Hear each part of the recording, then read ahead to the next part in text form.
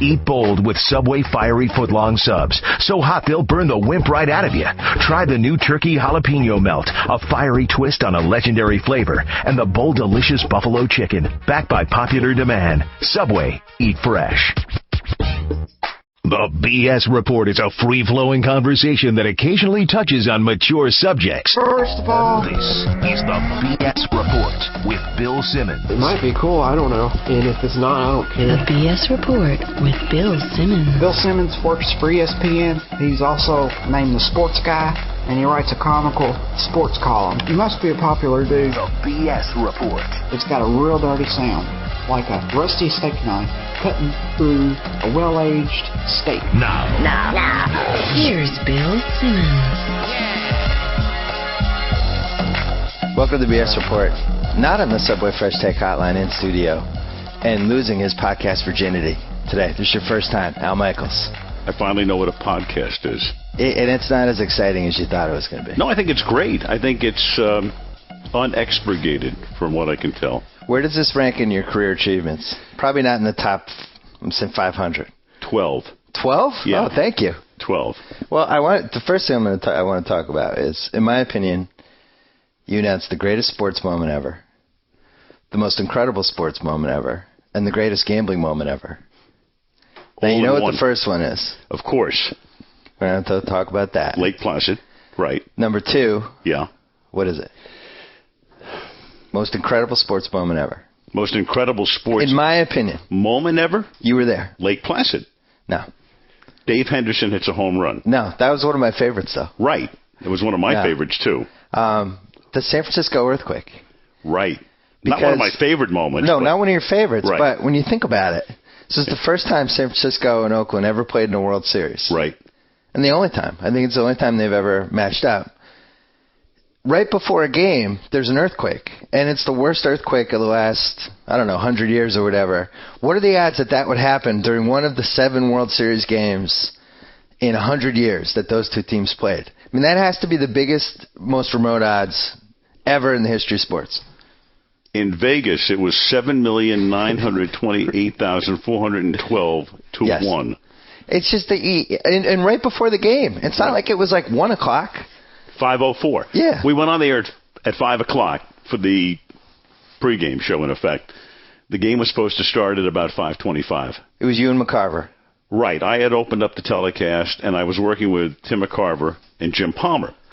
And we were playing a tape of a controversial play in the second game, which was 2 nights prior in Oakland in Game 2. Yeah. And in the middle of the tape, the stadium begins to rock. And I knew what it was immediately, having lived in California. Oh, yeah, you live here. Yeah. Having been through a bunch of earthquakes, I knew what it was. But it was one of those things when it starts, I'm thinking, well, maybe it's just a little earthquake. Because I've lived in situations through situations where it felt like the end of the earth, and then all it was like a 2.8, but it was right under your house. Yeah. This one, as it turned out, was about a 7, and it was 70 or 80 miles away. But when it's happening, Bill, you don't know how long it's going to last, how severe it will be, whether there will be an aftershock.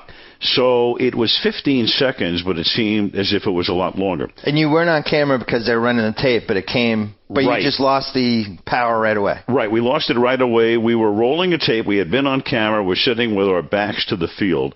So I'm on a desk, and we're sitting facing the back of the booth. So the feeling I got at one point was that we were going to be pitched out into the lower deck. And that was a petrifying moment. So that's a whole other level of frightening. Oh, of course. And I don't think there's any worse place to experience an earthquake than the upper deck of a baseball stadium. And on top of it, you're on national television doing the World Series, opening up the show. So there's a lot of anxiety to begin with, and I'm trying to get my head together and say the right things, and we don't have any prompters or things like that. And I've got to go. I have moving parts. I have to get McCarver into this tape. I've got to get Palmer into the next tape. We have to do certain things that we have to do at the beginning of a telecast. So there's a lot going through your brain, and then all of a sudden you have this thing happening, and then we lose power. And so I lost the monitor, and then I couldn't hear myself back through my earpiece. So at that point, you don't know what's happening. So you look out onto the field, Well, people are going onto the field, right? Well, some people were, but I think everybody was shocked. First of all, it was not like if it was an indoor earthquake. If you were inside, I think people would be streaming to the exits. Right.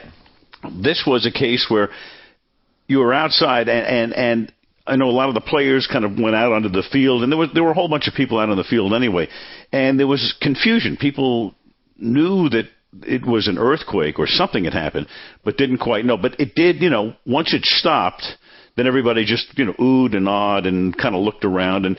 And it's funny to think that this is only 21 years ago, and how far we've come in terms of communications, but nobody really even knew what had taken place. Nobody knew the severity of the quake. Nobody knew that a section of the Bay Bridge had collapsed. You don't have texting. You don't have Twitter. I had to call because I couldn't communicate with the truck. Yeah. So I got on the phone. Somehow the phone in the booth, an outside phone, was working, and I called Bob Iger, who's the head of Disney, who's my longtime friend. We started together at ABC in '76, and Bob was running entertainment in Los Angeles. Good friend to have. A very good friend to have on many levels. And Bob, so I called Bob in his office, and he was watching, and he had to tell me that the center of the earthquake was in Loma Prieta, which was 7. I didn't know at that point. I didn't know whether, again, this was a 3.2 right underneath Candlestick Park or a 10 somewhere else.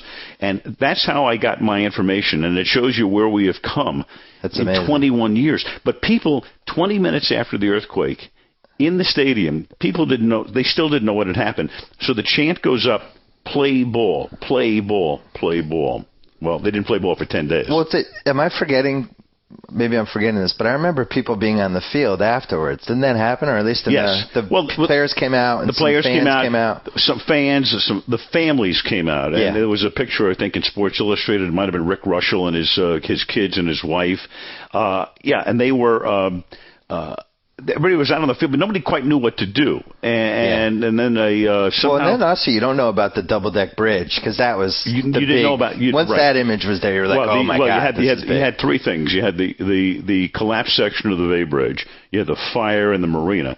And then it took a while for people, even when they saw the aerial shot, to understand that it wasn't a buckled freeway in Oakland. It was a double-decker freeway, and the top had collapsed onto the bottom. Yeah. So, I mean, that's where most of the deaths occurred. That's horrible. And those were the images from that night. And it took a while for it all to set in. And you remember at what point did you realize, oh wait, they're not playing this game?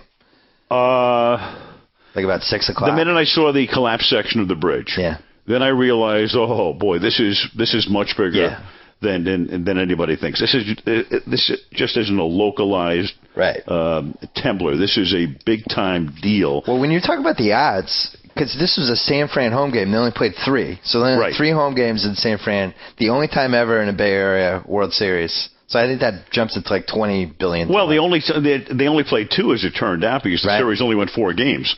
Oakland won the first 2. And the weirdest World Series, in retrospect, nobody knew what to make of it, because it was a 10-day delay. Right. Oakland was clearly better. Right. And now it's like, I don't. When was the last conversation you had about that World Series that didn't just center around the earthquake? It's almost like the games themselves. I don't think I've ever had one. No. Yeah, I don't remember one thing that happened in that World Series. The only thing that happened of note would be in the 4th game, which was a Saturday night, 11 nights after the earthquake. The A's had, I think they had a 7-run lead, and the Giants almost caught them, and Kevin Mitchell had a drive to deep left field, and whoever was playing left field for Oakland made the catch. Otherwise, it would have been, an incredible comeback on a Saturday night to extend the World Series. But that was a series that couldn't have ended soon enough. The Giants don't get enough credit for being a tortured franchise. Because you think about it, like their last 2 franchises was the Earthquake World Series, which was the worst thing that's ever happened to a home team in a World Series, and then the Barry Bonds having the 5-run lead in 2002. And before that, Bobby Richardson catches the line drive off McCovey's bat in 62 in Game 7 in a World Series that had something like 4 or 5 rainouts. Yeah, they don't get enough credit. No, they don't get enough credit. Ever since they moved. They haven't won since they moved. And 3 terrible World Series and a lot of pain for the most part. I did that team for 3 years. I was there. I did the Giants. Well, you did the Reds first. 71, but you left before you got your ring. I got a pennant ring in 72. Right, I left before the Reds. I still red have machine. It. The big. I had the big red machine, 71, 2, and 3, and I'm leaving because I'm getting my salary tripled. Yeah. I'm going to San Francisco, a moribund franchise, but a bigger market. And they were going to triple my salary. And a more fun city to live in. Well, yeah, but we grew to like Cincinnati. I'd never lived in the Midwest, but we got to like it. And in fact, I would have stayed, but the deal was so much better in San Francisco. So I go out there. Horace Stoneham owns the team. He's running out of money. I have a 3-year deal, 74, 5, and 6. At the end of the 75 season, Stoneham has to sell. There are no buyers in San Francisco.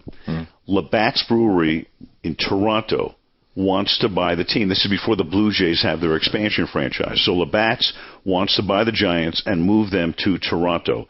And I got a call from somebody. Wow, I didn't know that. I got somebody from Labatt's called me at home after the 75 season and told me, we're going to buy the team and we want you to come. Yeah. And, I just looked at my wife and, I threw up. There was no way I was going to leave San Francisco and go to Toronto at that point. So it wasn't until just before spring training, and it was in flux, and nobody, the powers that be in baseball didn't want the team to move. And Bob Lurie, a guy named Bob Lurie, came in and bought the team. Bill, the team was sold for $8 million. Lurie put up 4, and a cattleman by the name of Bud Hersheth from Phoenix, he put up the other 4. $8 million to buy the Giants. Then Lurie bought Hersheth out about a year and a half later for 6. So Bob was in for 10. Now, the other day, Forbes has the list of what the NFL franchises are valued at. Dallas, $1.8 billion. I saw Jerry Jones the other night. I told him. I said the Giants, $10 million. 8 originally, and then Lurie was in for 10. Now, the Dallas Cowboys, crazy. $1.8 billion. It's monopoly money now. I think Sterling bought the Clippers for $12 million in 1980. He could have, and he makes money. Well, you're a Clipper season ticket holder, right? Am. Well, why? I like seeing the other teams. It's my only chance to have good seats to see LeBron James come in and Dwayne Wade. One time. Kobe. I know, but it adds up. My Celtics come in, Durant. One time. Get 20 games out of it. Yeah. That's true. The only problem is that they're always terrible. So by February, you're watching the Clippers' third string play LeBron for 2 quarters before it comes out. Right. Let's get to the other big moment. The greatest gambling moment ever. There are a few of them. You see, you don't know what I'm going to say, so I'm interested in what you think for this question. Well, first of all, most recently, how about the preseason game that we did last Sunday night? You talked about it. Could that have been? No. I mean, I love, preseason. But anybody who's going to bet preseason, you deserve what you're going to get. And that's what they call, as you and I both know, a bad beat. Yeah. But why don't you explain what happened? Well, what happened last Sunday night in San Francisco, look, in almost every preseason game, since the Scribinis are going to play, especially in the second game of a preseason schedule, the line is always going to be around 3 points for the home team. Right. Because Brett Favre played 4 plays. And the rule is you usually want to take the points. Well, because it's a 50-50 bet, basically. The rule is go play poker that night. That's what the rule is. It's not. The rule is don't bet on preseason football. It's a good sign of a gambling problem. So the 49ers are either 3 or 3.5. Yeah. And now they have a 3-point lead. And they can't run the clock out all the way, so they have to punt on 4th down. And a fair catch is made by the Minnesota guy at his 7 or 8 yard line. So now there's 1 play left in the game, and they have to go 92 or 93 yards to score a touchdown. Yeah. And their 4th-string quarterback goes back into the end zone and gets sacked. Which, of course, safety. Which turns a 3-point game into a 5-point game, right? So, and I'm working with Chris Collinsworth, and he knows I love this stuff. I just love it. And it seeps out. As somebody who's watched you do games for 25 years, you always kind of know what the line of the over-under is. Of course. Which I respect, but you never come out and say it, but it's always implied. Well, but people have to understand, look, everybody sort of knows that it's, in a way, verboten to talk about this, but it's really not. The league, they prefer you don't, but they're not. Look, the league, as well as I do, if somebody said to the league, we want you to back a bill that makes all gambling illegal, of course they wouldn't. Because it's too important to the league. Why are the lines run in newspapers? Of course. Why does ESPN run them on the ticker? Of course they do. They could block all that And one of my stuff. great friends, Hammer and Hank Goldberg, he's picking games against the spread. So I have a little rascal in me. Why not? I love this, and I do this, and I want people to know I know what they're going through. And look, I've been in Vegas enough during, college basketball tournaments and all of the rest, and I see what happens at the end of a game when the spread is determined in the last second of a game. Yeah. I mean, it's crazy. It's just wild. And I'm envisioning in my head, people sitting in a sports book going, oh, no. Because you know it's happening. Of course I do. No way it's not happening. Of course. So, and it's, I'm having a little fun with it, is what it is. I'm not promoting gambling. Well, especially let's say the Colts are favored by 11. Right. They're playing the Jets. Right. And they're up 10, and there's a minute left, and they bring the field goal kicker in. At that point, anybody who's watching that game is watching it for the gambling or for fantasy, and that's it. My favorite moment is doing a Monday night game in San Francisco a number of years ago. Ditka's coaching the Bears, and they're getting killed 41-0. And the 49ers have the ball, I think, at the Chicago 2 at the end of the game. And I'm going, well, some people think this game is over, but it's not over. And it wasn't. The over-under was 43. Yeah. You have a variety of ways to kind of intimate. Why not? So what do you think the greatest gambling moment was? Because to me, there's a clear number one. In sports now, right? Not just at, not at sports a of a game that you were there and you did. Greatest gambling moment. Not Super Bowl, not the San Francisco-San Diego Super Bowl, was it? No. Remember Music City Miracle. I didn't do that game. What do you mean? I didn't do that. I did the other game that day. Oh, bad information. No. Very bad information. Oh, that's Joe Mead. Joe Mead, that's terrible. Yeah. What do I do? Fire the staff. Oh, I thought for sure you did that. No, I didn't know. That was the first game of an ABC wildcard Saturday doubleheader. I think I was doing Detroit at Washington that day. I'm thrilled we don't have to listen to talk about that, though. Right. Oh, yeah, Joe Mead's a Bills fan. He would have been devastated. I've only done one miracle. That's it. So what was a better gambling moment then? Well, in the I'm disappointed. The San Francisco-San Diego Super Bowl following the 94 season in Miami. Biggest spread in the history of the Super Bowl. It was like what? 19. 19, okay.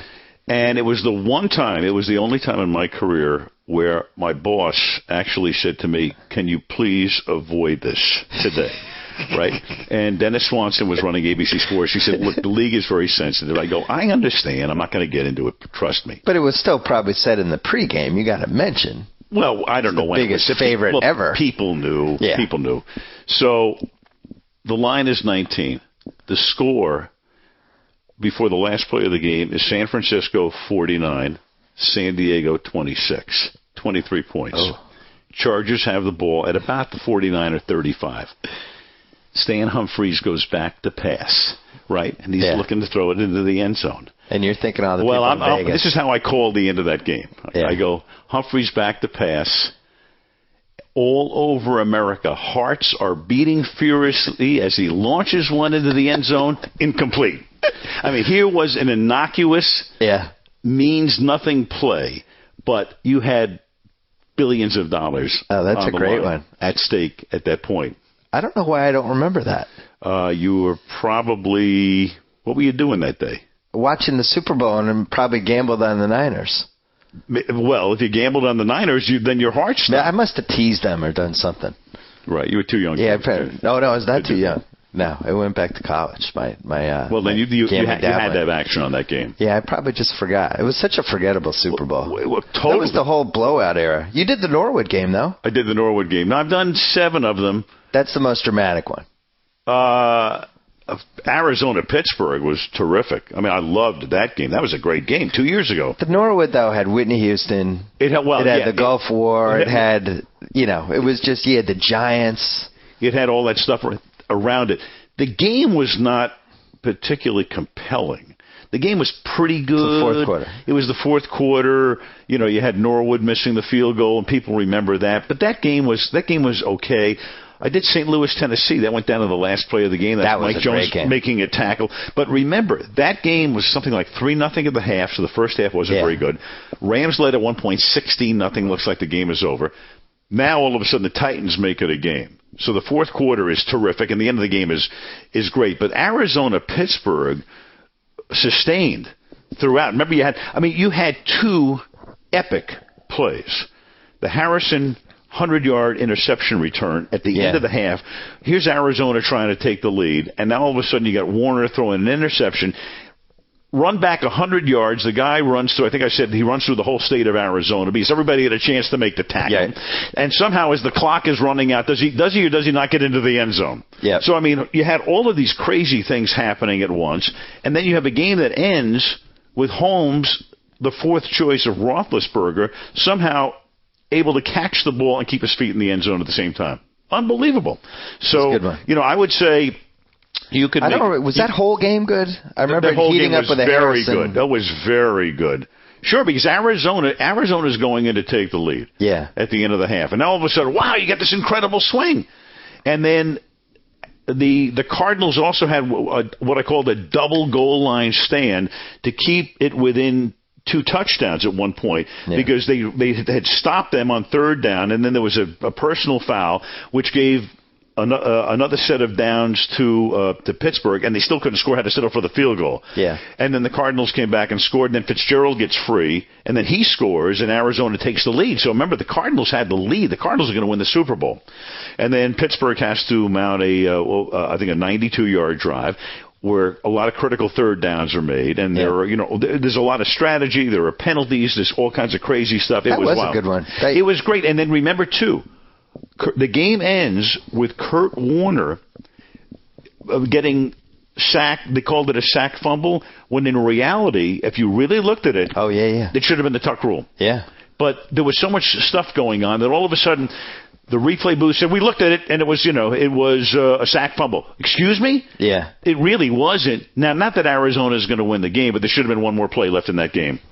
As Ken Wisenhunt knows all too well. He and I had a long talk about that.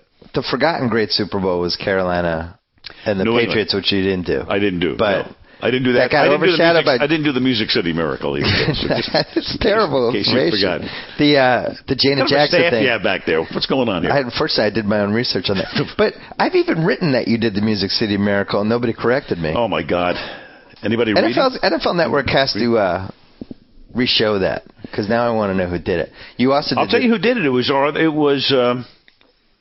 Was it Mike Patrick and it might have been the Joe ESPN guys. Theismann? Yeah, you're right. Yeah, because in those years we only we were doing Monday Night Football. Then ESPN did ESPN did Sunday, so their crew. I think Brent Musburger did a couple of those games. Yeah. I don't think he did that game. You did the Denkinger game. I did the Denkinger game. Yes, I did. Another Hall of Famer. Yep, 6th game of the World Series. Another one that's now lost in the shuffle a little bit. The Buckner game and the Bartman game have maintained their legacy, and the Denkinger game for some reason has not. Maybe it was probably because it was Kansas City against St. Louis. Yeah. Right. I did the Dave Henderson game. I mean, that's my favorite baseball game of all time. The 5th game of the 1986 American League Championship Series. I mean, just phenomenal on every level. On every level. Do you know that you made about a 2-month appearance on my answer machine?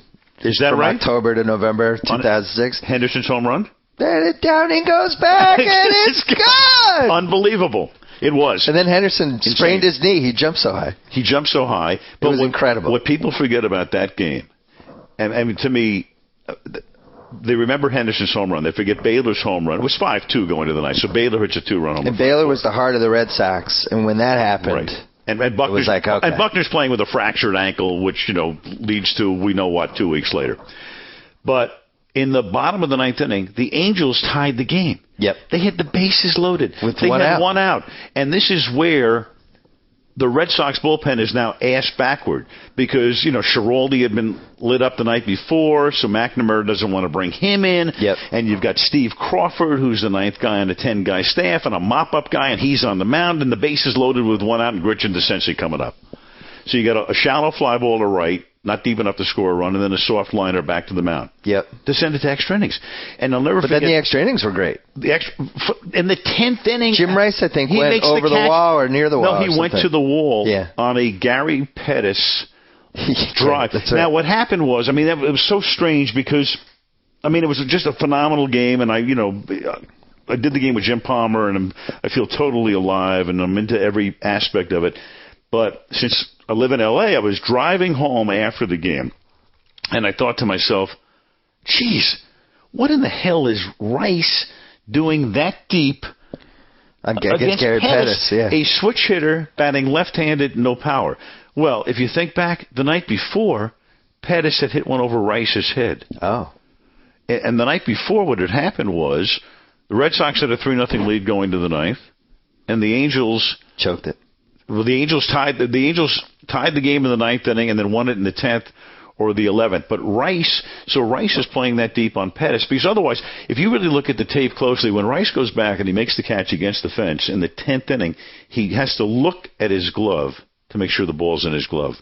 And that's how close the Angels came to winning it in the ninth, in the 10th, and then, we go back to Boston, and then it was over when it went back to Boston. It was over. There was no way over, except I'll tell you what happened. Oil Can Boyd in the 7th game. The Angels get 2 runs in the first inning, and all of a sudden now the Red Sox bullpen is up, and Rob Wilfong, I think, came up with the bases loaded, and Boyd was able to get him out, which kept Boyd in the game. That was the 6th game. 6th game, okay. Yeah. 6th because the 7th game is Candelaria, and they killed him. Yeah. Right. But in that game, I remember that if Wilfong gets a hit, it's 4-0. You're into the Red Sox bullpen. It's a completely different thing. Instead, they got him, and the Red Sox go on to win the game and win. The other thing about that Game 5, and nobody remembers this, and this is why I always get mad anytime people kill Buckner for losing the World Series and all that, because we would have lost that game anyway. I used we with the Red Sox. Right. Buckner leads off against Mike Witt, who's been like lights out, and he's like yelling at. I don't know if you remember this, but he was like yelling at him, the mound, like trying to like rattle him, and you could like read he was just dropping F-bombs. Come on, and then he ended up getting a single, or he got a walk. Somehow he got on base, and then that led to Baylor, and the whole thing. Well, but you and I both loved him. The whole Buckner thing. He was a tragic figure. Yeah.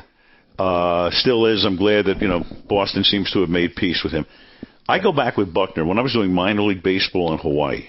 Wow. In 68, 69, and 70. I'm the announcer for the Hawaii Islanders. Our big rival is Spokane, managed by Tommy Lasorda, Steve Garvey, Dave Lopes, Bill Russell, Ron Say, Bobby Valentine, Bill Buckner. They all play on that team. So we would play like 100 games against teams when they'd come to Hawaii forever. They were there for a whole week, 7 games. So I got to know these guys very well. And then we all went to the majors at the same time. I go to Cincinnati, and these guys get called up by the Dodgers. So I go all the way back. I've known Buckner 1,000 years. And I remember going into the clubhouse during that series before every game, and Billy, if you remember, he wore a sneaker because he had a hairline fracture of the ankle. Yeah. Bill Buckner should have been on the disabled list, but because he's I hate to use the term warrior, but you know what I'm talking about. He was a guy. He was going to play through a lot of pain, and he did. And then but the manager all year had taken him out for Stapleton for defensive, but he wanted him to be out there when they won the World Series. That, of course, John McNamara, who I know extremely well, who was a coach with the Giants when I was there. John will bristle at that, and he will say, no, that's not what happened. But it is what happened. We always took Buckner out in the 9th inning. People can make up their own minds. They wanted Billy to be out on the field and to share in the moment for the Red Sox winning the World Series for the first time, ever. How many World Series in a row did you do? You started in 89. Well, I tell you what I did. Believe it or not, I did my first one in 72 when I was 26 years old because I was with the Cincinnati Reds. And NBC was using the team announcers, so I did the 4 games in Cincinnati on television with Kurt Gowdy and Tony Cooper. Really? That's how cheap they were back then? Then I go to ABC. Well, it's an interesting concept. And then at ABC, I did 79, 81, 83, 85, 87, 89, and then with the Baseball Network, 95. Last baseball game I did was the... Oh, so you didn't do them consecutive? No, never did one consecutive because we shared... When I went to ABC, we had Monday Night Baseball, they had Saturday afternoon baseball, and we would flip-flop. So one year we did the playoffs, which is how I wanted to... I did the 85 World Series, Kansas City, St. Louis, thanking her. 86 playoffs because it was our playoff year. And then NBC did the... Then 87 St. Louis against Minnesota in the World Series. Well, that was a good one. That was won 7 games. That was terrific. Home team won every game. Yeah, that was a nice one. No, so it's been... Do you realize I've done 8 World Series, but it's like some other guy did them, some other life. 8. Yeah. I've done 8 of them. When was the last one? 95. With the Baseball Network. That was a strike. Atlanta. No, that was afterward. I didn't like the 95 season. Atlanta, Cleveland. Yeah. Nobody talks about that one. Nobody talks about that at all. That was when we're not only sharing it with NBC, but we're alternating games. We did game 1 in Atlanta. They did 2. They did 3 in Cleveland. We did 4 and 5. How does that happen? Here's how it happened, Bill. Think about this. This is 15 years ago. So because 94 got canceled. 94 got canceled, right. Yeah. We were going to do, I can't remember whether we had 94 or 95. So now in 95, it's the Baseball Network, a horrible concept. And so I'm doing the games on ABC. So it's Saturday night in Atlanta. We're doing the World Series. And I have to promo the fact that we will be back on with Game 4. So, in other words, it's Saturday night, but don't forget ABC has Game 4 Wednesday night. And there's no mention of, 2 and 3. So I'm reading the card, and I'm going, this is absurd. Right. I'm supposed to talk about, Game 4? Yeah. So I go, I said, we won't be on for Games 2 and 3. I can't tell you exactly where they are, but let's put it this way. Last night, Bob Costas, Bob Uecker, and Joe Morgan were spotted in underground Atlanta. So, it was my way of saying, this is absurd. This is ridiculous. That's ridiculous. So they did 2 and 3. Now, we would have done 7. So, Game 6 is the game where Glavine pitches the shutout and Justice hits the home run. Yeah. That cost me doing a 7th game of the World Series. I'm rooting like crazy and a big rating. For Cleveland. Of course. Yeah. Of course. That's too bad. Yeah. You did Hagler Hearns. I did Hagler Hearns. Phenomenal. How did you end up doing that? Because you didn't do a ton of boxing, did you? I didn't do a ton, but I started to do boxing in the early 80s. I did some in the 70s, some amateur boxing. Cosell did most of the boxing, and then when I was at ABC... The Tex Cobb thing happened. Right. Well, yeah, he pretended that he didn't want to do boxing anymore, but, they weren't calling him to do boxing. Yeah. So I wound up doing a bunch of boxing during those years. And it was so funny because in every other sport, ABC thought it was great to have 3 guys in the booth. But in boxing, where you really have to have an analyst, they had 1. I'm going, what the hell is this all about? Who did you have for Hagler Hearns? I had nobody. You were by yourself? At Hagler Hearns. No, at ABC, I did boxing by myself. Hagler Hearns, I had Al Bernstein. But this was a different story. I was hired by Bob Arum because I'm trying to remember how it went. I did the closed circuit live with Bernstein, and then ABC had the rights to the second replay. Yeah, they used to run them a week later. Right. HBO had the rights to the first replay. So I can't remember who did the fight for HBO. So what I did is Bernstein and I did it live on pay-per-view. It's Barry Tompkins. And then was it Barry Tompkins? Yeah. Right. So Barry did it for HBO. You did the HBO replay, which I still have on a grainy video cassette. Is that right? Yeah. So but you did the original. I did live plus the ABC replay. And 8 minutes. The greatest 8 minutes in boxing history. Well, I think Sports Illustrated's headline was 8 minutes of fury. Yeah. And so, look, I've got the best seat in the house. I'm sitting there at ringside. They kept, the thing about that fight, Bill, was that almost no fight lives up to the hype. Yeah. But that fight was gigantically hyped. People couldn't wait for that fight. And all of a sudden, so you don't know how the first round is going to play out. Are they going to feel each other out or whatever? The two of them just come out to the middle of the ring and just start killing each other. They didn't like each other. They didn't like each other. Hagler thought he was kind of a puss. Right. I think he did. But I just felt that, I thought Hagler had more to gain. Because people said to me before the fight, who do you think has the advantage? It just seemed to me that Hagler felt he didn't get the respect. He never had the big-name opponent that he beat down and everybody could agree, right. Oh, yeah, Marvin Hagler's the best guy. Right. Yeah. And he came out. But those two guys, and I'm looking up and I'm thinking to myself, they're going to kill each other. They are literally going to kill each other. And at one point, I can still see this in my mind's eye. Hearns hit Hagler, right above me. He winds up and he hits him so flush in the cheek that I see Hagler's face compress. And I thought, oh, my God, just for a split second, he's dead. The face just compressed. And then it was like a cartoon where it just, it blows back out again. And not only did his cheek come back out, but now Hagler is jumping on Hearns. And I thought to myself, when the round ended, this is impossible. Yeah. Two guys can't do this to each other. I think Hearns broke his hand in that round. Might have. Yeah. Yeah. It was just crazy. It was wild. It spoils you forever. You see a fight like that. And what else did you do? Did you do any Tyson? I never did Tyson. No. Probably did some Larry Holmes. He was on ABC a lot. Holmes once. A lot of amateur stuff. We had a ton of amateur stuff. But I did a lot of that Saturday afternoon stuff. And then I had my great and good friend Alex Swallow, who they moved in as the analyst. And I think to this day, Alex is the best boxing analyst that ever lived. I agree with you. There's no question about it. I mean, at one point, Alex Swallow, who's been my best friend for 30 years, his business card would have said, boxing analyst and president of the ABC television network. Nobody ever had a combination like that on a business card. But he knew. Hey, Alex Wallow knows more about boxing than anybody in the world. I know him a little bit, and he gets very mad about the UFC thing. About the UFC. Oh, the fighting, the Ultimate Fighting Championship thing. Yeah. Well, he's not that Alex, purest of pure boxing. Yeah, but Alex understands, the sweet science, and boxing is his thing, and. I mean, he's the smartest guy I've ever met, and with an off-the-charts IQ. And so, who's your favorite partner? Loves boxing. Who's my favorite partner? No, that sounds like he was. Well, he's my best friend. Yeah, so he wins the title. I get. You know what? I've had some fabulous partners. I've got like I don't want to say a fave five, but when Alex it's a special category. So go Alex, then OJ. I worked a ton of stuff with OJ. You did some OJ time. I did. OJ and I did almost all of the track and field in the '84 Olympics. Hold on, I have your partner. I have a list of some of your partners. Okay. This is actually an email question that I got that I used for a mailbag like 4 years ago. Okay. The question was from Murray in Vancouver, Washington. Washington. Okay. Do you think that Al Michaels is really a part of some sort of elaborate Truman Show-esque experiment? Look at the guys he's been paired with over the years.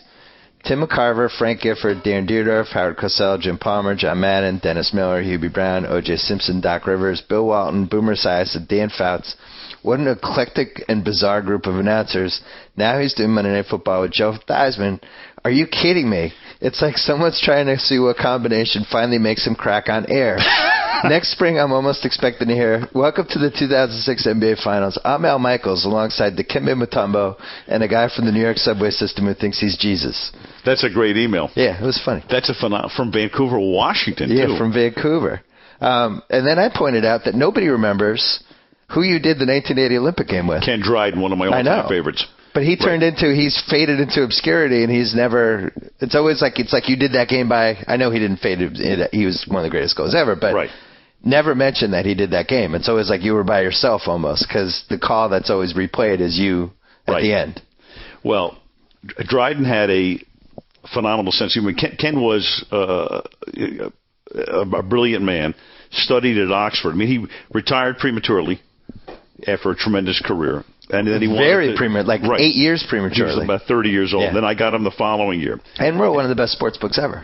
The Game. Yeah. I think it was the best sports book I've ever read because, I mean, it was so precise. It has to be discussed in any conversation. It has to be. I mean, it's in the top 5 or 6. Didn't sell any copies in the U.S. Yeah. It was very big in Canada. Ken is an unbelievably thoughtful, erudite man. I mean, I'm surprised Ken Dryden didn't become the Prime Minister of Canada. I mean, first of all, he's a lawyer. Well, he should have been the commissioner of hockey. Should have been his destiny. More than that. He passed the bar exam the night before the U.S.-Soviet game in Lake Placid. Really? The U.S. on Wednesday night, the U.S. had defeated Germany. So now they're going into the medal round. Ken got in a car that drove him to Toronto from Lake Placid through the night. Took the bar exam the next day. Passed it. Obviously, flying colors. Came back to Lake Placid and did the game on Friday night.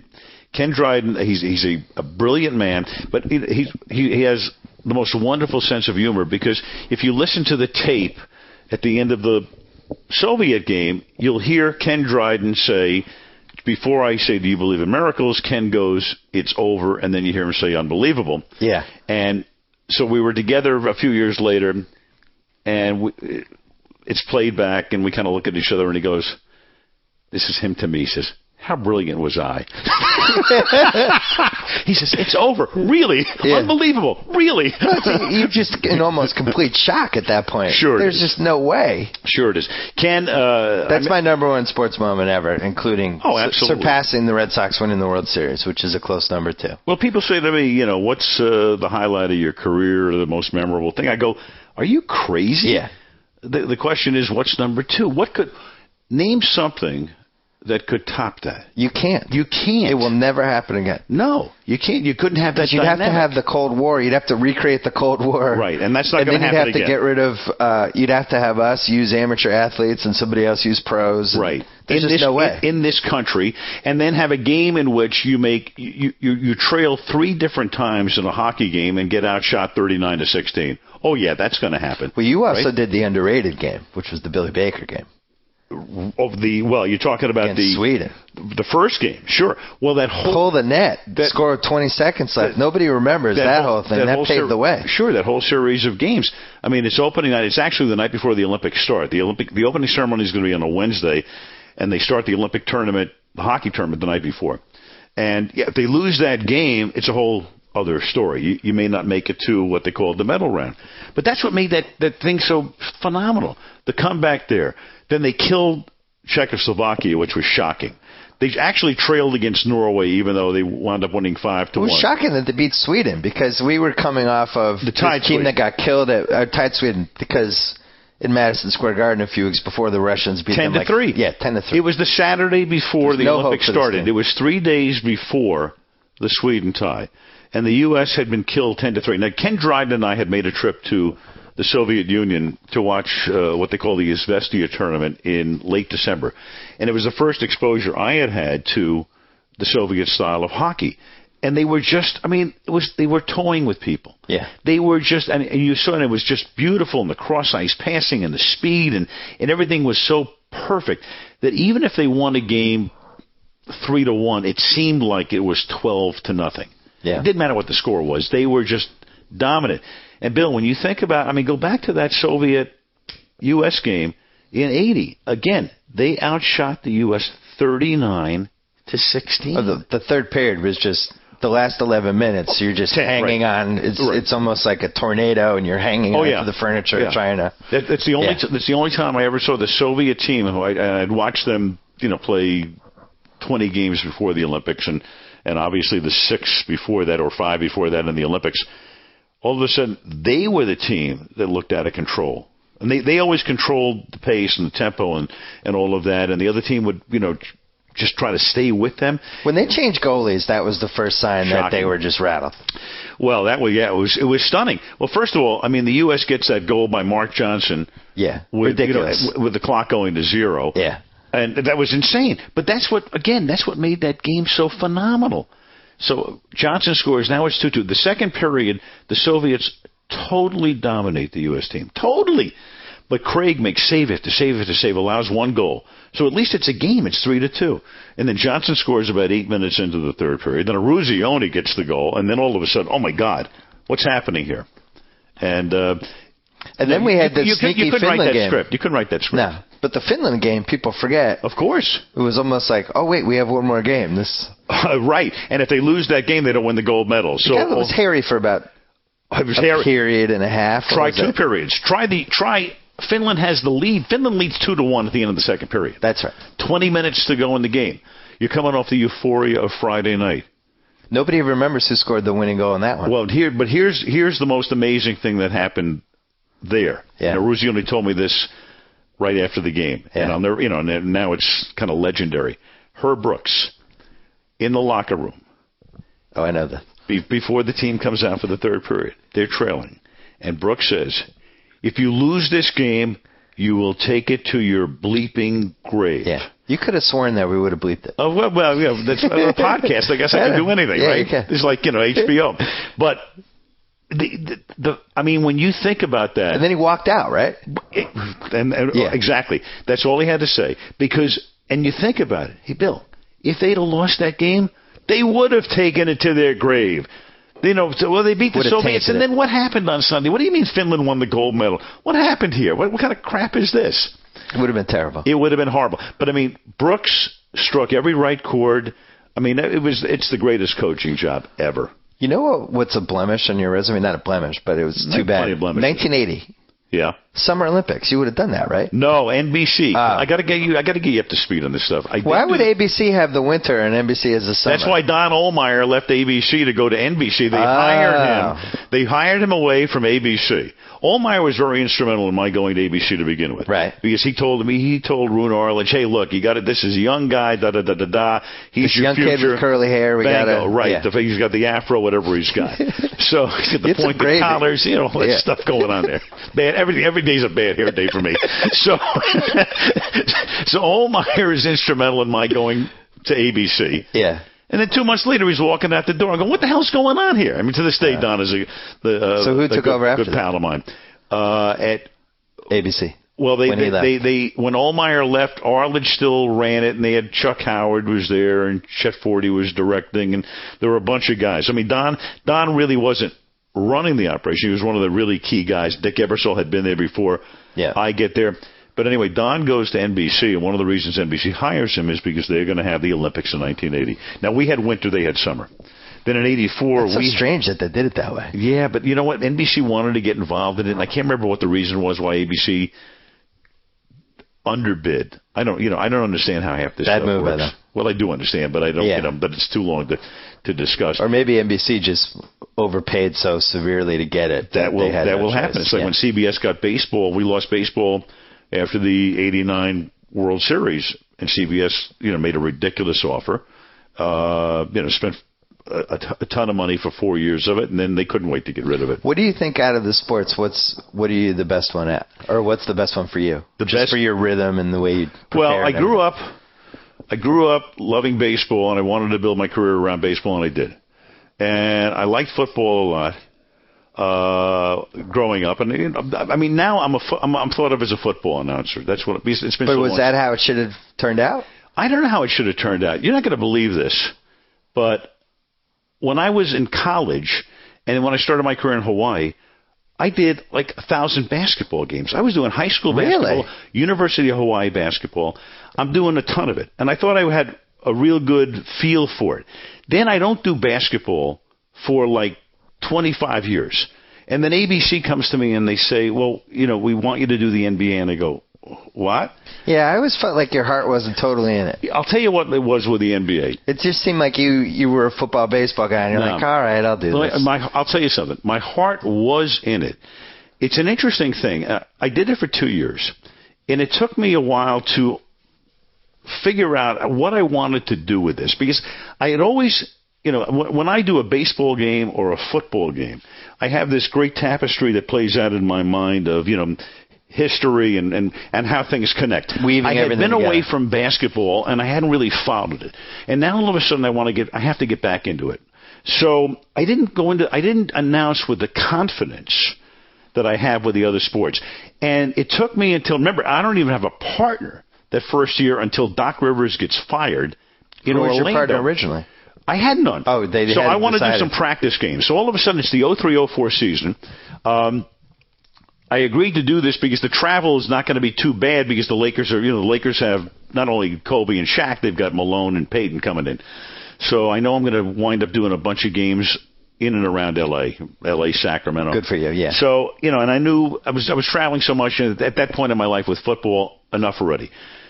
So Mark Jackson comes down. Mark had just retired. He would unretire before the year was done, just to do a practice game with me at Staples one night. And I got to get back into the flow here, and I need to do more games. Doc gets fired in Orlando. Mike Pearl was with us at ABC at the time. He had worked with Doc at TBS. Brings Doc in, bango. And I knew I had a great partner in him.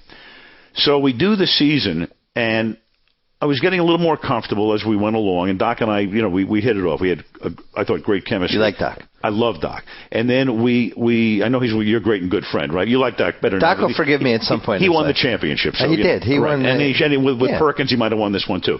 So, and then all of a sudden, Doc leaves and he goes to coach the Celtics. So now the next year, I still don't have a partner, as the season's about ready to begin. So here comes Hubie. So I get Hubie Brown. I love Hubie is one of the great characters of all time. But you know what I learned about basketball, Bill? I mean, this was a sport that I thought I did extremely well when I was young, had fallen away from it, didn't have the confidence that I needed. And among other things, I love sitting courtside, and I think that's the only place to announce a basketball game from. You're right there at midcourt because you're seeing so much that's going on. But I was having trouble. Vantage point's tough. I was having trouble with when the ball was inside and there was action going on, and it took me until almost midway through the second season where I realized, you know what, I'm better served looking at the monitor than I am, because I'd go back and I'd look at how you're like craning your neck. Well, I'd go back and I'd look at how I called games, and I went, you know what, I'm behind on the stuff inside. I'm missing this. How did I miss that? And it dawned on me halfway through that second season, you're better served by looking at the monitor at that particular point. So you know who Costas really struggled too the first year he did it, right? And I think it's the only sport out of all the sports. I mean, maybe hockey qualifies for this, but at least you can see everything with how close you are to the court, with the rhythm of it, how you do it. You almost can't overtalk. You got to almost sometimes let the play. Right. There's just a certain rhythm to it that I think. Yeah. Once you're not doing it for a while, it's tough to get back. It's tough to get back, and I had. There's only a few great guys who do it. Oh yeah, I mean, look, to me, Chick Hearn and Marv Albert are the greatest of all time. You grew up with Johnny Most. I didn't hear him very much. No, Marv is my all-timer. Oh, Marv could do it from his deathbed. Marv is phenomenal. Yeah. Chick was phenomenal. And something you should know about Marv Albert, I've known Marv for years. I hadn't spent a lot of time with him, but when I got the job, he calls me up and he says, whatever I can do to help, you tell me, and he was great about that. And I did pick his brain on a lot of things, and he was also, that was a really bad stretch for basketball. You had the misfortune of, that was in the 03-04 season, the rules hadn't changed yet, and these games were like 82-80 and 75-73, and then the next year, 04-05. Probably my least favorite finals of the decade. Detroit, San Antonio. Spurs, Pistons. Duncan didn't play well. You only had one good game in the Robert Horry game in Game 5. Right, Game 5, Horry, and then Detroit beats them in Game 6. 6 and 7 just weren't that good. But my heart was in it. I couldn't get to the point where I was comfortable. I was getting there. I was getting there, and I definitely wanted to go back and continue to do the NBA. But then the whole football thing happened, where I go to NBC, and I still wanted to do basketball, and Dick Ebersol was okay with me doing basketball on ABC. But, I guess there were a couple of guys there that said, fine, he can still do basketball, and other guys said, well, he's NBC's guy right now. So that led to the famous trade. That ended that, yeah. You were traded. Yeah, I was traded. It was like a monopoly trade. So here, only in a podcast, can I give you exactly what went down here. All right. So I have a choice between Monday Night Football and Sunday Night Football in the summer of 05. This is before ABC's lame duck year. Yep. In 06, ESPN is going to take over Monday night. NBC is going to get Sunday night. I have either job. So you mean NBC wants you for Sunday? Correct. They want me for Sunday. Stay on Monday. Right.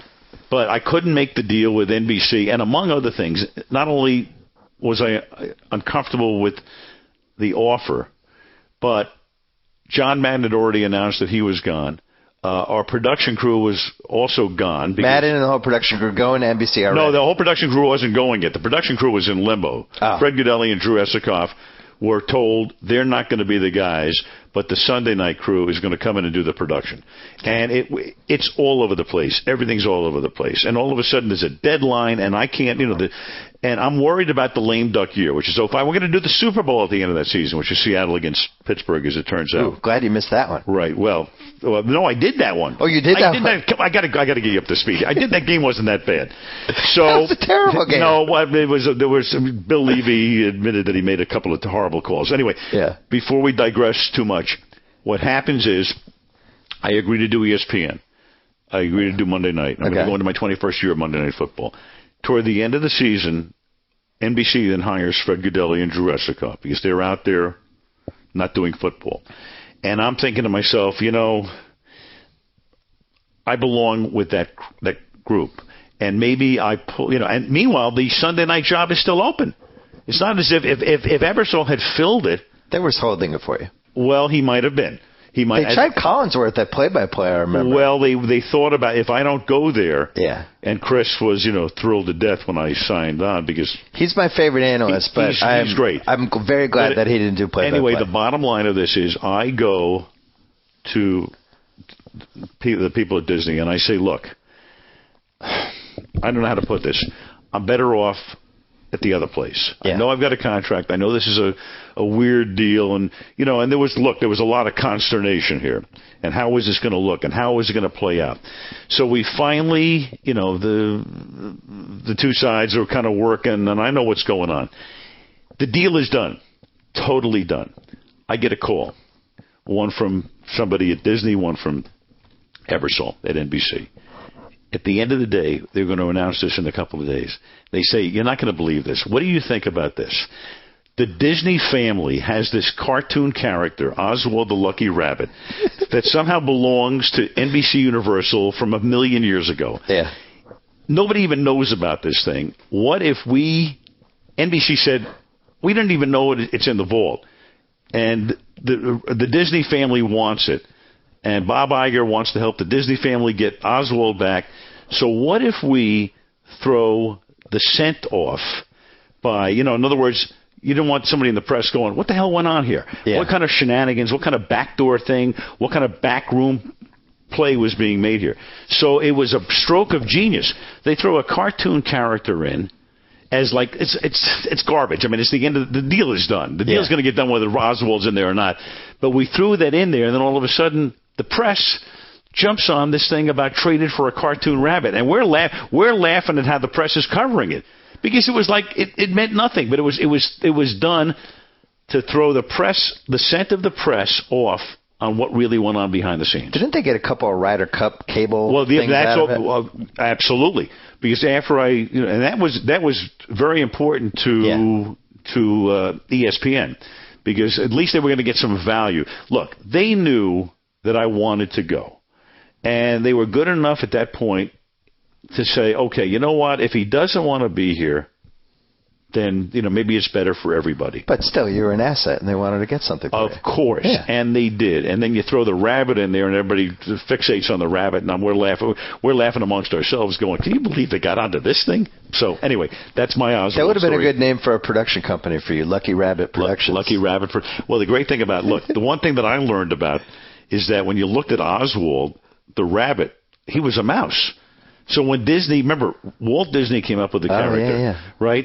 And he couldn't retain that character. So they said, no, we own this character even though you created him. And then he made a mouse look like a rabbit. Huh. And that's how Mickey Mouse came into being. Because Mickey Mouse looks like, Oswald's half-cousin. You did Monday Night Football you had so many different partners and teams. 20 years, yeah. And then finally Madden. Right. And now Collinsworth. Right. Which I feel like has been your best two alliances during the whole time. DiMaggio Mantle, isn't it? What happened for the first 20? Like, why couldn't you find the right chemistry with whoever? I think we did, though. Look, the first year I do it is in 86, and I'm doing it with Frank Gifford alone, just the two of us. Remember, they had come off a series of years in which they had a lot of mix and match. Well, they had Frank doing play-by-play couple of the years. Frank did play-by-play for 15. Only 4 guys have ever done play-by-play for Monday Night Football. Keith Jackson did the first year, 1970. Gifford did 71 through 85. I did 86 through 05, and Mike Tirico. Wow. That's it. That's your whole history. Now, people think back to Cosell being there and Meredith and Gifford, and I think they may have had 3 or 4 years together. And then you had Karras and Fred Williamson was there for 20 minutes, and Tarkenton came in, and Meredith came back, and Cosell was in and out. And then in 84 and 85, you had Gifford, Joe Namath, and O.J. Simpson. So in 86, Dennis Swanson comes in to run ABC Sports after all these years with Arledge running it. And by that time, Roone was 5% sports and 95% news, so nobody was paying attention to what was really going on in sports. And Swanson came in, and he was a huge sports fan. And Dennis came in, and I had met Dennis like for 2 minutes 10 years prior. And all of a sudden, he comes in, and I have a new boss. The new company's taking over, Capital Cities. I don't know what's going to happen to me. Maybe I'm out. Next thing I know, you're on Monday Night Football. What? You're on Monday Night Football. And Namath and Simpson were told they were out. They could do college football if they wanted to, and chose not to. And Gifford was told, "Hey Frank, you're going to do the analyst role, or you're gone." Yeah. So Frank agrees to do it, and Frank and I worked together the '86 season. Then in '87, Dan Dierdorf became available. So remember, Dierdorf and Gifford and I did 11 seasons together. Yeah. That's a long run, by far the longest in the history of that show. Then we lose. Then Frank, after 97, Frank's gone. Dan's still in. Steve Bornstein comes in. Esiason retires. We get Boomer Esiason with Dierdorf and me. You guys didn't get along. I don't think that's not true. I know that Boomer had some very harsh things to say about me and the company. I never felt that way. I mean, I know he made a big deal of I didn't set him up and all. I never felt that way, Bill. I never, I always felt that I was doing what I do with every other partner. And look, I mean, to me, that's his opinion. I've worked with 100 people. I mean, your email had, about 12 of them. Yeah. I've done motorcycles on ice. I did 40 shows with Jackie Stewart, racing. I've worked with 100 guys. When you find another guy who feels that way, call me collect. I mean, that's how I feel about it. So, I mean, my feelings about how those years went were different than what Boomer's were. I thought... The story's not true that in the Super Bowl you just took over the fourth quarter because you felt like he was screwing up? I always thought that was true. I don't know where that starts. Because at the end of the game, it's just you. He's not even there when you're doing the wrap-up. I always thought that was... Well, I'll tell you something about that, right. Yeah, I know he was... I'll tell you, that was running out of time, not my call, from the truck. Our executive producer in those years, you can look it up. I don't want to mention his name right here, but you can look it up. Okay. He said, we're running out of time. They had some show that had to... So we only have time for Al to do like 20 seconds. Oh, so it's an urban legend? Of course it is. I like that story. That was one of my favorites. I know. You got Oswald. You got throwing him out of the booth. I love conspiracies. You got all this crap. You have me doing the Music City Miracle. You got me doing the Olympics in Moscow. Come on, Bill. Jordan got suspended for gambling. You realize, another one of my favorites. This was that show on TV where the guy comes in at the end and lists all your mistakes? Yeah, it had to be a whole show. Yeah, come on. Well, that wasn't a mistake. That's a story that is either of course it is. It's garbage. Yeah. It's complete garbage. Right, just checking. Boomer and I were ready to do a wrap up at the end of the show. Yeah. That's it. I had like 20 seconds. Period. End of story. I didn't tell him he can't do the wrap up himself. Who was after Boomer? Oh, that was now Ohlmeyer comes in. Dennis Miller. Right. So now you've got Dennis and Dan Fouts. And it was very cool. There's been crazy revisionist history about that being a failure when it wasn't. I really enjoyed it. I mean, Miller was handcuffed, but people forget after year 2, before Madden became available, they were bringing everybody back for year 3. And then Madden became available, and they were like, "Ooh, Madden," and they grabbed them. That's exactly what happened. I never thought. I don't know. I don't know why that's remembered as like a bomb now. I don't either. Look, what Ohlmeyer wanted to do is, as Don put it, go outside the box. Yeah. Because people, it's kind of funny. People would say, Monday Night Football's not what it was, and blah, blah, blah, blah, blah, and all that nonsense. Because everything is, better in retrospect. Yeah, but in Cosell's day, there was 11 channels. Now we have 500. Or less than that. Yeah. I know. And if you go back, look, not everybody thought that was the greatest telecast either. Right. So, look, you were always better years later. So Don wanted to do something totally different. And that's why we went out and we auditioned Rush Limbaugh. We auditioned... Dodged a bullet with that one. Well, but the thing was, Don is a major showman. Yeah. And he knows how to create interest. And this became like America's favorite parlor game. Who's going to be in the booth on Monday Night Football? And Don played it out until the very end.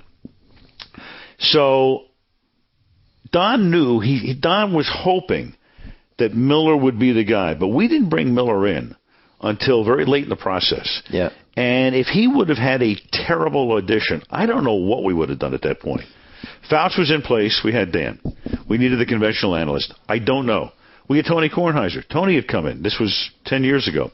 Tony had come in to audition for the third role. Don had everybody but his dry cleaner come in and audition for this. And OJ.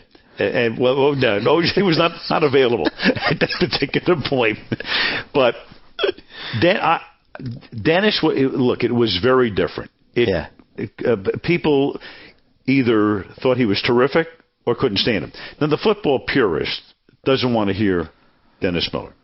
And I think that's what we somebody who learned from doesn't get Miller. Dennis Miller doesn't want to hear Dennis Miller. Miller and Kornheiser, I think, prove that people just want to watch football and hear people either played or coached give the analysis. Some part of the audience. Look, nobody's universally loved. No. I mean, I've been there for a million years. There are people who can't stand me. I understand this. You can't do a telecast for millions and millions of people and say, oh, everybody loves this guy. Impossible. But wouldn't you agree that the one lesson we've learned is that people want to hear football analysis and they don't need other things with it? Well, they don't. They're good with the football. But you can add paprika to a telecast. Let's put it that way. Yeah. You can serve the meal. It's a really good meal. We're going to fill you up. And you can put a little spice on top of it. See, I feel Nothing like wrong with that. But you guys in the last few years, I feel like you've gone a little bit back to the nuts and bolts, at least with the game presentation. It's you and one other person. Right. You got one sideline person. Right. And you keep it concentrated on the game. Now, the studio show as a whole, there's 45 people on the studio show. That's a whole other story. You try to flavor the game. You really do. I mean, you can't. Look, you cannot do a game and keep talking about the A gap, the B gap, a three-technique tackle. Come on. You go into a coma when you hear that. I'm watching a game and I'm hearing a guy talking about a three-technique tackle. I'm going, what? I know what a three-technique tackle is, but let's go walk down the street. Let's ask 1,000 people to tell you what a three-technique tackle is. How many would have the answer? 4? Madden and Collinsworth were the two best that I've ever seen at being able to watch the play live and figuring out exactly what happened. Tremendous. That made either, the guy get sacked to 5 yards behind the line, or the running back, or who missed or the wide receiver, how did he get open? Right. And immediately I can do it. Like, I don't understand how. I mean, you've sat next to a bunch of these guys. What makes those two guys be able to have that talent? Well, they're really smart, number one. They're both really smart guys.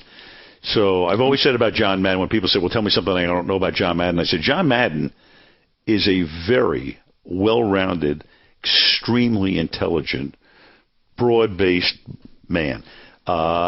He's, John is football. You think of John Madden, you think of football. You think of Boom, you think of the commercials and all that stuff. You could have a conversation with John Madden about anything. He's on top of everything. Collinsworth, same thing. Chris he's in tune with the rest of the world. It's not just football. They know football as well as anybody. And you're right. And they also, they understand television. They both get what we're doing.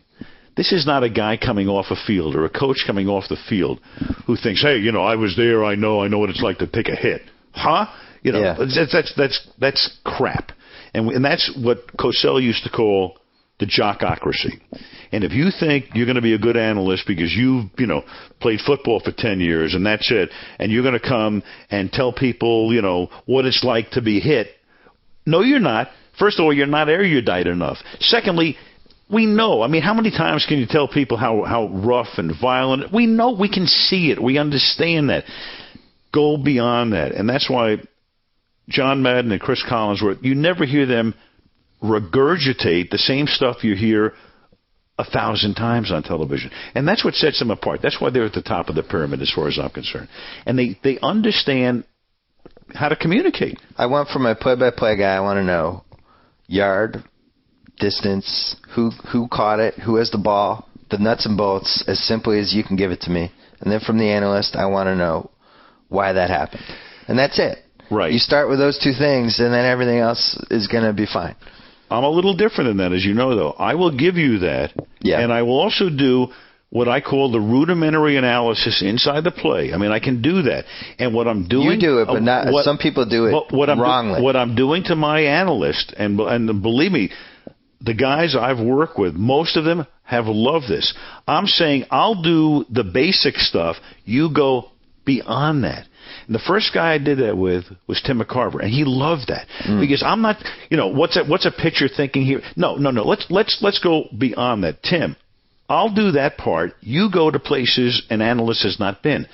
I know John Madden and Pat Summerall made a fabulous team, but I think John was, since I was a different kind of play-by-play announcer than Pat was, I think John felt energized by the fact that I could do certain things to free him up to go beyond that. Collinsworth loves that because they can go beyond. We're taking it a step beyond, and that's why I think that there's a place. You're right. Don't overdo it. And what I'm trying to do too is maybe set them up. If I see something where I think this guy can really be, he can say something that's different that people haven't heard, they get him there. To get him to talk about the things that maybe they wouldn't talk about because they'd have to go back and do the basic analysis. And that's always been my theory of how to do a game. And remember what the gambling line is. But of course. How long does it take you to memorize the rosters, especially as you're getting older? I mean, I just turned 40, and I can't remember what I did 5 hours ago. Well, how do you remember 200 players? My wife wears a name and number on the back of her nightgown, so that's helpful. We only been married 44 years. It's not a matter of memorization. For some reason, I've been blessed with a pretty good memory. It's still okay. You have a spotter, too, right? Well, yeah, but I mean, you can't write. But the spotter is not there necessarily to tell you, who's made the tackle. The spotter's there, who's in and out of the games. He can see things. I'm looking at the monitor for the most part. He can look at the field. And I can't look at the field as much as he can. So, this guy's in, this guy's out, this guy limped off the field. That's what a spotter really, really does. I thought it was weird that you brought your spotter to the podcast. They've been sitting next to you the whole time. Well, I don't know what he's looking at. I brought him here to park the car. I thought you were going to have valet for me today. You have nothing. I'm out on the street getting a ticket. It's a matter of you don't sit there and go, number 27 is blah, blah, blah. I can recognize the guys pretty much because I've done so much football through the years. We do the teams multiple times. So you really only have to remember like 25 guys, right? And that's not. My research is 99% other things, 1% trying to remember who everybody is. Right. That just comes. I'm lucky that's part of the deal. The research is trying to figure out what people know and what they don't know. Right. And what would be interesting for them to hear. And again, try to flavor it. Put the paprika on the game. Give people a reason to feel a connection to a player or a coach or an owner. Try to get a little bit inside and try to weave that into the tapestry of the broadcast. But with the connection to the player, and you do a good job of this, you don't want to go overboard and each guy, and his mother died 2 years ago. No. You can't go too far. No, you don't want to go too far. And also the key there, Bill, is some of the greatest stories I've ever had going into a telecast never got told because the guy was no factor in the game. So in other words, I would have to go away from the game and say, you know what, I got to tell you this story. Let's go take a shot of this guy. And then all of a sudden you got 3 plays taking place and this guy's on the sideline or doing nothing in the game. You don't want to go there. You want to wait for the moment when the guy becomes a significant factor in the game. And then if you have time, then you can – that's how throw it in. That's how you color it. What about when you guys interview these coaches and – so it'll be like 3 minutes into the game, and Collinsworth will say, well, they told us they were going to test him deep and all that stuff. Hey, it's always weird to me that they trust you with that information. Hey, guys, watch in the first quarter, we're going to pick on so-and-so, and then you have to hold this information for 3 days. You know what, though? Most of the information that they tell us about or give us, the other team can figure it out. They know. I mean, we're being told certain things. Hey, look, here's what we think. If they think they can go to work on a defensive back, do you think the other team's coach doesn't know that that team A is going to go to work on the other team's defensive back? Sometimes they'll tip off on a trick play, though. Yes, occasionally. Well, they'll say be aware of. But through the years, I must tell you, I've been told 200 times, look, we might run this play. You know how many times they've run the play? 6. Means 190. I mean, Jeff Fisher would always tell us we may start the game with an onside kick or the second half with an onside kick, even in the Super Bowl, right? So he's saying, hey, I'm thinking about it. Did he ever do it? Nah. So it's like poker. None of the games that we've ever done. Right. It's not that he's bluffing you, and I love Jeff. Jeff is great, and he's great to deal with. But you hear all this stuff from guys. And what's very helpful, though, is for a coach to tell us, and normally he will tell us privately, and we have a good enough relationship with these coaches that... Except for Belichick. No, I have. I've gotten along great with Bill. I thought he was miserable with these things. He can be, but I've known Bill for 1,000 years, and Bill's been... In fact, Bill was great in the 2000 season. we're having a production meeting. There were a number of people, and Don Allmeyer was producing the show that year. And Don asked him, if he was going to start with a hurry-up offense. And the coach is not going to say it in front of 8 or 9 people. But I had known Bill well enough that before the game, I get a message. Bill says, "Come down to his office, and he wants to talk to you for a minute." And Bill knew that I needed to know if they're going to start in the hurry up. And the reason we needed to know is this was the year when we started doing the talking intros. Oh, So it wasn't as if, "Hey, Bill, we want to come on the air and go, hey, New England's going to start in a hurry up." He gets it. He knows what we needed that information for. He just didn't want to say it in front of everybody. So most of these coaches are pretty good about that. If they're going to do something, and they understand television, and so most of them want to get into television when they're done or go on sabbatical. And that's what, Parcells was tough too, right? Parcells could be, but Parcells would test you. Yeah. And I go back a long way with Bill because, my first year, the first game I ever do on Monday Night Football was Giants at Dallas, and Bill's there. But, Bill respected if you did your work and really knew what you were talking about.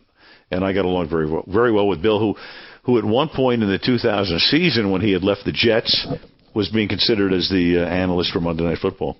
And Bill thought about it, too. And he would have been really good, I think. Bill would have been very good at it. I always loved his radio, TV stuff. He would have been very good. He used to have a radio show after, I can't remember, it was sometime in the late 90s, or it was after he was the coach of the Pats. When he used to have this show. It was a 1-hour show on the radio. And he would break down all the games with some other guys. Yeah. And I would go out of my way to listen to it for my picks and stuff. He's good. I have a question. Yeah. Can I go to a bathroom during a podcast?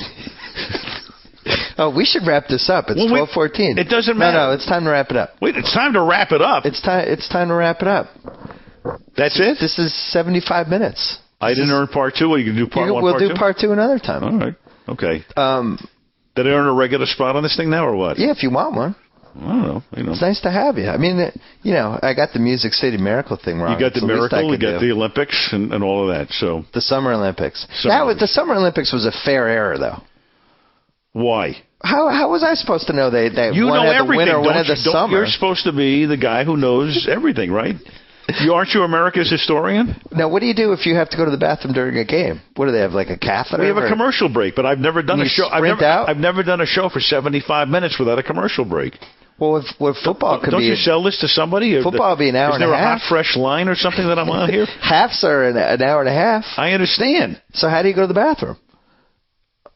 I can't. Or you can't tell all the secrets. That's a trade secret. Your spotter has like a cup underneath, right? I can't tell you that. That's something that only I know, and the other networks have no idea. Well, you live in L.A. You have a permanent invite. Whenever you want to come by and vent about football, I'll meet you halfway. What about halfway? What if we did it in Beverly Hills? We'd go to like a hot restaurant or something. You're in Brentwood, right? Yeah. The OJ, when I moved here, the OJ stigma was still there with Brentwood, but now it's gone. Well, in 2002, if you mention OJ to a Brentwood person, they'd kind of bristle, but now they don't care. But here's another trivia question for you. Not only did we have OJ, who else did we have in the 90s? Brentwood. Who? Dun, dun, dun, dun, dun, dun, dun, dun, dun, dun, dun, dun, dun, dun, dun. Oh, come on, Bill. I'm drawing a blank. Who? Monica Lewinsky. Hello? Wow. Was she from Brentwood? Hello? Of course. So you were the family lived in Brentwood. Brentwood was the scandal capital of the 90s. Of course it was. That's great. I didn't know that. I saw her one night, like 6 months later, at Humphrey Yogurt in the Brentwood Gardens. How's that for a sighting? Pretty good. Well, that ties in because I forgot to mention 2 things you were involved with. The OJ car chase night. Correct. The Peter Jennings. Correct. Moment. And then Rod Tidwell coming back from the dead. Of course. Looked like he was paralyzed. Somehow he got up and spiked it. You were there for that.